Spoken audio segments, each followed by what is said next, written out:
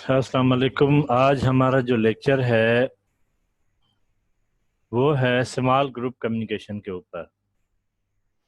तो इस अगर आप मीन्स लेक्चर में देखें तो पहले हम जो लेक्चर करके आए हैं ये भी उन्हीं की तरह का लेक्चर है, लेकिन हम पढ़ेंगे स्मॉल ग्रुप कम्युनिकेशन। तो चलते हैं हम अपने लेक्चर की तरफ। देखते हैं कि डेफिनेशन क्या है स्मॉल ग्रुप की। Small groups are the basic building blocks of our society. Small groups क्या हैं? अगर हम अपनी सोसाइटी पे थोड़ी सी नज़र डालें तो हम ग्रुप्स की शक्ल में रहते हैं। ये ग्रुप्स हमारी फैमिली की सूरत में, फिर फैमिली से आपका जो पड़ोस है, मोहल्ला है, उसकी सूरत में, या फिर और भी बहुत सारी चीज़ें हैं जिस तरह से हम अपने बहुत सारे और सिस्टम्स में, जैसे हम विलेजेस में रहते हैं या फिर कास्ट सिस्टम में रहते हैं या फिर किसी जगह पे हम काम करते हैं तो वहाँ पे भी हम ग्रुप की शक्ल में रहते हैं। अगर आप कहीं पे पढ़ रहे हैं तो आपके क्लास के अंदर भी स्मॉल स्मॉल ग्रुप्स होते हैं। तो ये ग्रुप्स आपको हर जगह पे मिलेंगे। आगे चलते हैं कि ये ग्रुप्स हैं क्या? Families, work teams, support groups, religious circles and study groups are all examples of the small groups on which our society is built. इन्हीं सब ग्रुप्स के ऊपर हमारी सोसाइटी का बुनियाद है, वो बनी हुई है इन्हीं ग्रुप से। क्योंकि अगर सोसाइटी को देखा जाए तो इंडिविजुअल, फिर आपकी फैमिली, फिर फैमिली से फिर आपका मींस जो ट्राइब है या आपका मोहल्ला है, उससे फिर आप आहिस्ता आहिस्ता आपके हर तरह के ग्रुप्स बनते जाते हैं। why you should study small group communication? हमें स्मॉल ग्रुप कम्युनिकेशन क्यों पढ़ना चाहिए? उसके यहाँ पे 5 पॉइंट्स हैं जो हम डिस्कस करेंगे। Human needs group to meet needs they can not meat as individuals. पहले भी हम कई बार ये चीज़ डिस्कस कर चुके हैं कि हमें एक दूसरे की ज़रूरत होती है। हम ग्रुप में इसलिए रहते हैं कि हम एज एन इंडिविजुअल सारे अपने काम खुद से नहीं कर सकते, तो इसीलिए हमें ग्रुप्स की ज़रूरत होती है। उन ग्रुप्स के अंदर हर इंडिविजुअल का टास्क अलहदा अलहदा होता है, जिससे हम फिर मीन्स उससे फ़ायदा उठाते हैं या फिर इसको यूज़ करते हैं दूसरों के स्किल्स को अपने मीन्स काम के लिए, अपनी चीज़ों के लिए। तो ये पहला तो मीन्स ये है कि हम अकेले नहीं रह सकते। मीन्स हमें ज़रूरत पड़ती है दूसरों की, दूसरे जो लोग हैं उनको, उनकी, इसीलिए हम ग्रुप बना के रहते हैं। Groups are everywhere.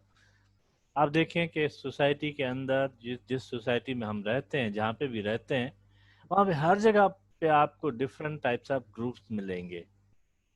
अब वो आपकी फैमिलीज की सूरत में, टीम्स की सूरत में, या जो सपोर्ट ग्रुप्स हैं उनकी सूरत में, या रिलीजियस ग्रुप्स की सूरत में। तो ये हर जगह पे आपको मिलेंगे। मींस ये हर जगह पे, हर सोसाइटी के अंदर ग्रुप्स होते हैं। knowing how groups function and how to operate effectively in them is highly valued skills। हमें अगर मिस हमें इसलिए भी स्टडी करते हैं, ये करना चाहिए कि हमें पता चले कि ये ग्रुप्स फंक्शन किस तरह से करते हैं, ये किस तरह से इफेक्टिवली ऑपरेट करते हैं, और ये मीन्स उनके अंदर कौन से वैल्यूड स्किल्स हैं। फोर्थ वन है working effectively in groups requires training. जिस तरह मैंने आपको बताया कि हर इंडिविजुअल का एक अलहदा से स्किल होता है, उसकी अलहदा से ट्रेनिंग होती है। तो वो ग्रुप के अंदर, जिस भी ग्रुप के अंदर वो रहता है, उसी तरह से उस ग्रुप के अंदर वो पार्टिसिपेट कर रहा होता है। उसका वो अपने स्किल्स या अपनी ट्रेनिंग्स का इस्तेमाल करके उसी ग्रुप को फ़ायदा पहुंचा रहा होता है। Small groups are means of participating in the democratic process। ایک یہ بھی پوائنٹ ہے کہ یہ جو اسمال گروپس ہیں یہ ڈیموکریٹک پروسیس کے لیے بھی بہت امپارٹنٹ ہوتے ہیں. ہمیں ہمارے اگر الیکشن سسٹم مینس جو کنٹری کا جو ڈیموکریٹک سسٹم ہے اس میں اگر الیکشنس ہوتے ہیں تو آپ کو اگر آپ ان پہ نظر ڈالیں تو یہ سمال گروپس مل کے پھر ایک جو ڈیموکریٹک پروسیس ہے اس میں پارٹیسپیٹ کرتے ہیں. پھر جو گورنمنٹ الیکٹ کی جاتی ہے اس میں ان کا کنٹریبیوشن ہوتا ہے.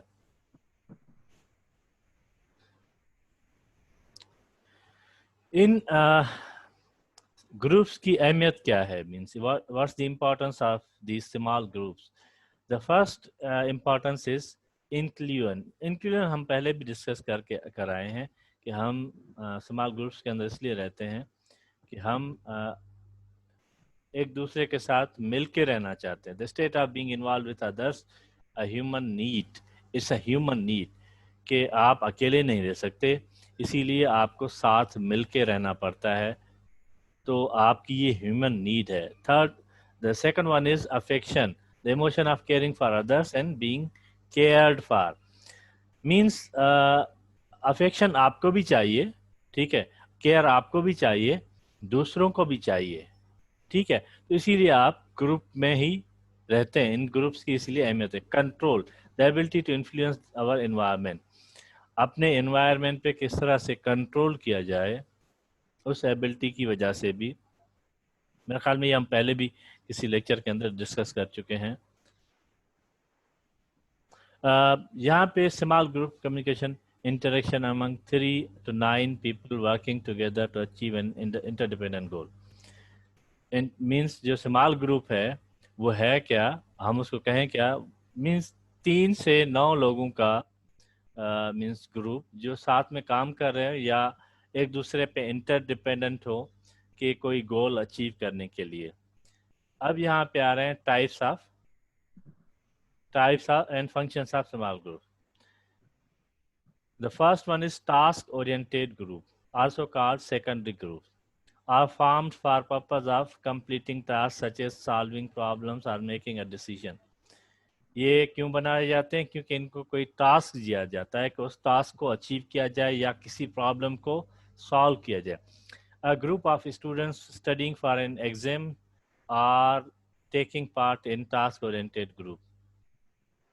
اس میں اگر اسٹوڈنٹس کا کوئی گروپ بھی ہو سکتا ہے جن کو کوئی اسائنمنٹ دیا جائے، کوئی ٹاسک دیا جائے کہ آپ کو یہ ٹاسک اچیو کرنا ہے، تو یہ گروپ کہلائے گا task oriented group. Relationship oriented groups also called primary groups. اب آپ ان میں سے تھوڑا سا ڈفرینس بھی دیکھیے گا کہ یہ ٹاسک اورینٹیڈ گروپ ہے. اب ہم پڑھ رہے ہیں relation ship oriented group. Also called primary groups are usually long term and exist to meet our needs of inclusion and affection. Your family is an example of relationship oriented groups. ہمارے دوست، ہماری family اس کی example ہے. یہ relation شپ groups ہیں، یہ long term means چلتے ہیں، ایگزسٹ کرتے ہیں، کیونکہ آپ کے اگر بلڈ ریلیشنس ہیں کسی کے ساتھ تو لازمی وہ بلڈ ریلیشن شپس آپ کا لانگ ٹرم ریلیشن شپ ہے، کیونکہ آپ اس گروپ کا حصہ ہیں، اس فیملی کا حصہ ہیں. The third one is assigned groups. Assigned groups evolve out of a hierarchy whereby individuals are appointed as members of the group, being asked to serve on a student union advisory board as an example of an assigned group. جس طرح میں یہاں پہ تھوڑا سا آپ کو political parties کا ایگزامپل دوں گا، جو اسمال پولیٹیکل پارٹیز ہوتی ہیں، یا یہاں پہ ایک اسٹوڈنٹ یونین کا مینس آنرری کسی کو یا کوئی اسائنڈ کیا جائے ٹاسک کہ آپ اس کے مینس ممبر بن جائیں، آپ اس کے ایڈوائزر بن جائیں، ایڈوائزری بورڈ کے ممبر بن جائیں، تو اس طرح کے گروپ کو کہا جاتا ہے assigned groups. The fourth one is emergent group are the result of environmental conditions leading to the formation of a cohesive group of individuals.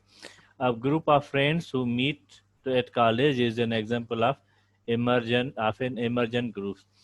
اس کا بھی بڑا سمپل ایگزامپل ہے کہ آپ اگر کلاس کے اندر آئے، فار ایگزامپل بہت آپ بالکل نئے تھے، تو وہاں سے آپ کے ایک دوسرے کے مینس آپ ایک نئے انوائرمنٹ میں آئے، کلاس کے اندر بالکل نیا کلاس تھا، تو اس کے اندر آپ لوگ جس طرح سے انکلوڈ ہوتے گئے، تو مینس وہاں سے ایک کچھ گروپس ایمرج ہوئے جن کی طبیعتیں ایک دوسرے کے ساتھ ملتی تھی، جن کی نیچر یا جن کے ٹاسک ایک دوسرے کے ساتھ ملتے تھے، یا تو ان گروپس کو کہا جاتا ہے ایمرجنٹ گروپس۔ اب اگر کوئی آپ کو سوال ہے تو آپ پوچھ سکتے ہیں۔